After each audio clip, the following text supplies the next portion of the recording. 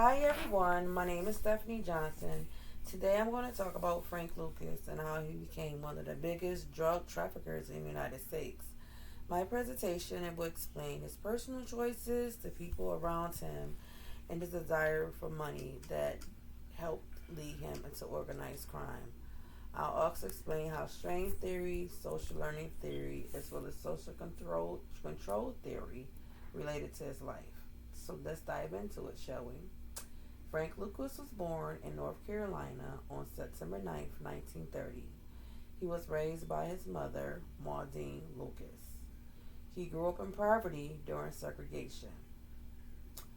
He grew up around violence and crime that influenced the choices that he made later down in life. He unfortunately even witnessed the murder of his cousin by a white segregation group. Lucas decided to leave North Carolina and moved to Harlem, where he became associated and eventually worked for Bumpy Johnson, who was a well-known crime boss. While working for him, Lucas learned how organized crime worked.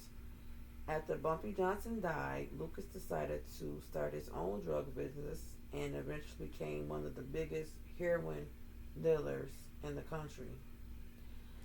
Frank Lucas was a different type of drug dealer.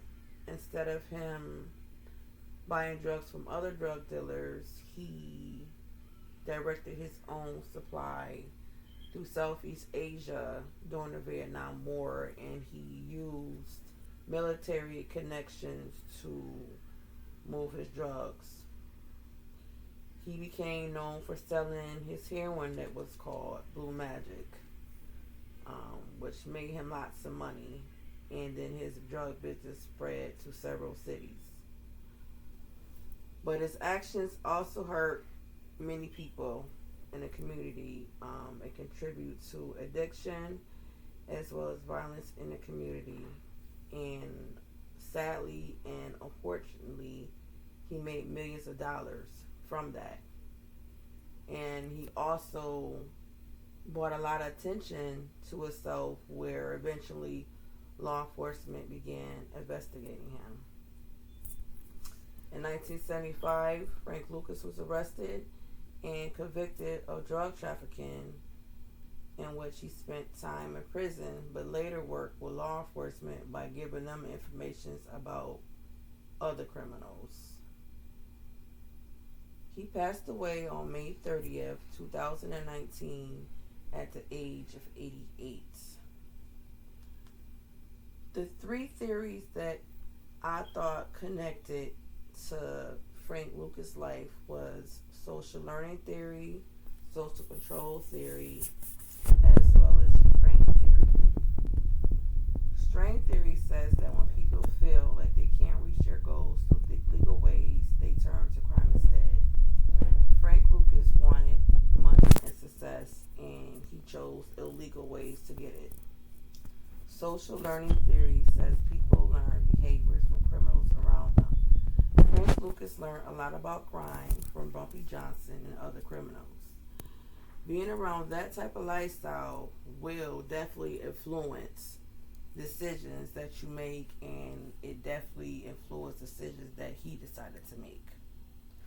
Social control theory says that strong relationship with family, school, work, and community help keep people from committing crimes. When these connections are weak, people are more likely to make bad choices. And this theory definitely helps explain part of Frank Lucas's criminal behaviors. When you look at Frank Lucas's life, all three theories help explain his criminal behavior. Strain theory explains the pressure to become successful. Social learning theory explains how he learned criminal behavior from others. And social control theory shows how weak social bonds may have made it easier for him to continue committing crimes. So in conclusion, Frank Lucas' story shows how personal choices, their environment that someone grows up in and the people they spend time with can all influence criminal behavior. Looking at his life through these three theories helps us understand better why he became involved in criminal crime, organized crime. Sorry.